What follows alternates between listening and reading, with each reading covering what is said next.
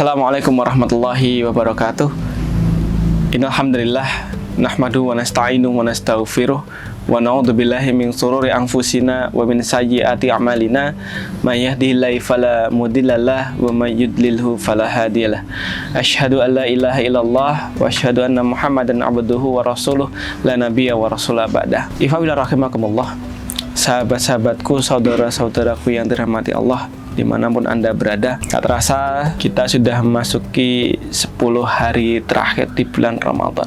Maka ketika kita sudah mendekati akhir bulan Ramadan, maka kita akan teringat dengan salah satu hadis yang diriwayatkan oleh Muslim dari Abdullah ibnu Umar, bahwa Rasulullah mewajibkan kepada kita semuanya selaku umat muslim, baik itu laki-laki maupun perempuan, baik itu yang besar maupun yang kecil, baik itu dewasa maupun anak-anak, seluruh jiwa yang hidup di bulan Ramadan, umat muslim diwajibkan untuk membayar zakat fitrah sebanyak 1 sok.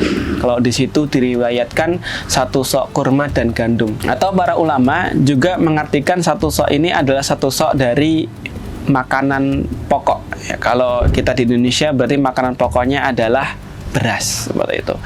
Secara perhitungan juga 1 sok bisa diartikan di 2,5 kilogram beras atau 3,5 liter beras kalau kita di Indonesia.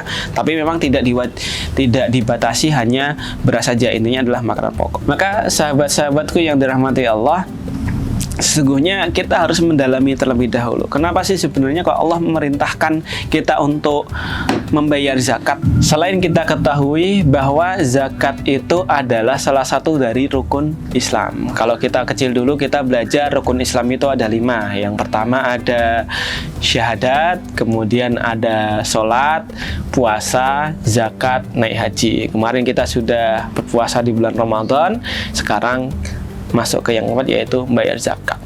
Kenapa kok umat Islam itu diperintahkan untuk membayar zakat? Ya, yang pertama, dengan membayar zakat kita akan membersihkan diri, membersihkan jiwa, dan juga membersihkan harta kita. Seperti firman Allah yang Allah sampaikan dalam Al-Quran surat At-Taubah ayat 103, yang artinya ambillah zakat dari harta mereka guna mensucikan. Jadi memang zakat ini pada dasarnya kita berikan itu adalah untuk mensucikan harta kita. Itu adalah yang pertama. Yang kedua adalah dengan adanya zakat fitrah ini berarti kita sudah meringankan saudara-saudara kita. Kenapa meringankan? Zakat fitrah ini kan bentuknya adalah sebuah makanan pokok. Banyak saudara-saudara kita yang mungkin secara harta itu masih kurang. Secara harta tidak seperti kita. Bahkan untuk membeli makanan pokok di hari raya pun mereka kesusahan. Maka dengan zakat fitrah ini kita bantu mereka. Di situ akan tumbuh rasa saling tenggang rasa. Di situ akan tumbuh rasa kasih sayang. Di situ akan tumbuh rasa saling peduli terhadap sesama. Karena Islam ini adalah agama yang indah, gitu ya.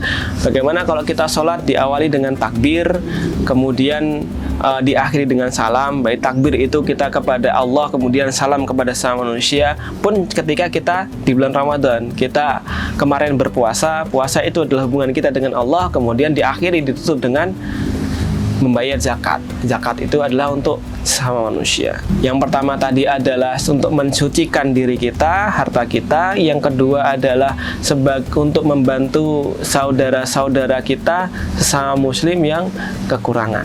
Kemudian yang ketiga adalah memberikan ketenangan hati. Ketenangan hati akan tumbuh ketika kita itu ikhlas dalam membayarkan zakat fitrah. Kenapa zakat fitrah itu bisa menenangkan hati? Kembali ke yang pertama dan kedua tadi. Dengan membayarkan zakat berarti hati kita itu akan dibersihkan. Ya, kemudian akan tumbuh rasa peduli dengan sesama. Maka di situ muncullah yang ketiga, yaitu adalah ketenangan hati. hati kita tenang, kemudian dengan itu kita melepaskan apa yang menjadi tanggung jawab kita sudah membersihkan harta kita. Baik, maka dari itu sahabat-sahabatku yang dirahmati Allah, jangan lupa untuk membayar zakat fitrah, bisa dengan beras ya tadi 2,5 kilo kalau dikonversi, atau 3,5 liter, atau mungkin di daerah masing-masing ada bahan pokok lain, bisa mungkin ada sagu, gandum dan yang lainnya, intinya adalah bahan pokok. Beberapa ulama pun menjelaskan bisa juga zakat itu dengan ini ya, membayarkan uang ya, berupa uang nanti akan dibelanjarkan oleh panitia zakat untuk dibelikan bahan pokok makanan. Maka kalau dengan uang kita juga harus menyesuaikan harga bahan pokok yang kita konsumsi sehari-hari. Jadi kalau beras ya sekilo berapa, itu kita menyesuaikan saja sesuai dengan, kalau kita ada aturan mungkin ada via MUI atau aturan yang dikeluarkan oleh Basnas, maka itu bisa, insya Allah bisa kita ikuti. Demikian untuk yang dapat kami sampaikan pada kesempatan sore hari ini, semoga bisa memberikan kebermanfaatan kepada kita semuanya. Mohon maaf apabila ada hal-hal atau kata-kata yang kurang berkenan. Barakallahu fikum, billahi taufiq wal hidayah. Wassalamualaikum warahmatullahi wabarakatuh.